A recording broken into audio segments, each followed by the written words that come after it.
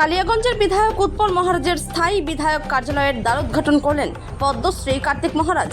মঙ্গলবার সন্ধ্যায় কালিয়াগঞ্জ পৌরসভার 14 নম্বর ওয়ার্ডের গুপ্তপাড়ায় বিধায়ক কার্যালয়ের দ্বারোদ্ঘাটন অনুষ্ঠানের সূচনা হয়। গুরু বন্দনার মাধ্যমে বিধায়ক কার্যালয়ের দ্বারোদ্ঘাটন অনুষ্ঠানে ভারত সেবাশ্রম সংঘের একাধিক সন্ন্যাসী উপস্থিত ছিলেন। অনুষ্ঠানে উপস্থিত ছিলেন রায়গঞ্জের সাংসদ কার্তিক পাল, রাজ্য মন্ত্রিসভার সদস্য কৌশিক চৌধুরী ও বিরাজ বিশ্বাস, হেমতাবাদের বিধায়ক হরিপদ বর্মন। কালিয়াগঞ্জের বিধায়ক উৎপল মহারাজের নেতৃত্বে বিধায়ক কার্যালয়ের দ্বারোদ্ঘাটন অনুষ্ঠানে বিজেপির জেলা সভাপতি নিমাই কবিরাজ এবং জেলা ও মণ্ডলের কার্যকর্তাদের পাশাপাশি দলীয় পুর কাউন্সিলর সহ মহারাজ অনুগামী বহু সনাতনী মানুষ অংশগ্রহণ করেছিল। কালিয়াগঞ্জ থেকে অনুজ জয়সওয়ালের রিপোর্ট, বিগ নিউজ বাংলা। আমাদের প্রিয় উৎপল মহারাজ অফিস করা হলো, আর উপস্থিত আছেন আমাদের মাননীয় সাংসদ কার্তিক চন্দ্র আছেন। আমাদের এত অবাক হচ্ছেন যে একটা রাজনৈতিক দলের কার্যালয় আমরা কেন এসেছি।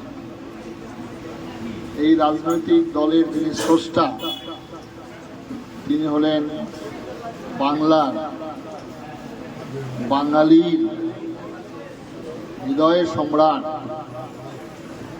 যার জন্য আমরা পশ্চিমবঙ্গে স্থান পেয়েছি,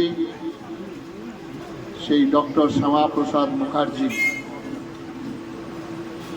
পশ্চিমবঙ্গ তুমি কোথা হইতে আসিয়াছ, ডক্টর শ্যামাপ্রসাদ মুখার্জির হাত ধরে, যিনি এক বিধান, এক মিশন, এক প্রধানের বার্তা নিয়ে কাশ্মীরে গিয়েছিলেন। তার মৃত্যু রহস্য আজও আমরা জানতে পারিনি, আমরা হতভাগা বাঙালি। তার জন্মদিন জানি কিন্তু মৃত্যু রহস্য জানি। ভারত সেবাশ্রম সংঘের প্রতিষ্ঠাতা আচার্য শ্রীমৎ স্বামী প্রণবানন্দজি মহারাজ স্বয়ং তাকে গলার মালা দিয়েছে, নিজের মালা দিয়েছিলেন। যেমন তেমনি গেটের বাইরে আপনারা বালিগঞ্জ যদি যান, কদম্ব গাছ, তার বাইরে রাস্তায় দাঁড়িয়েছিলেন ঘন্টার পর। তিনি আসছেন শ্যামাপ্রসাদ মুখার্জিকে বরণ করে নেবেন, স্বাগত জানাবেন।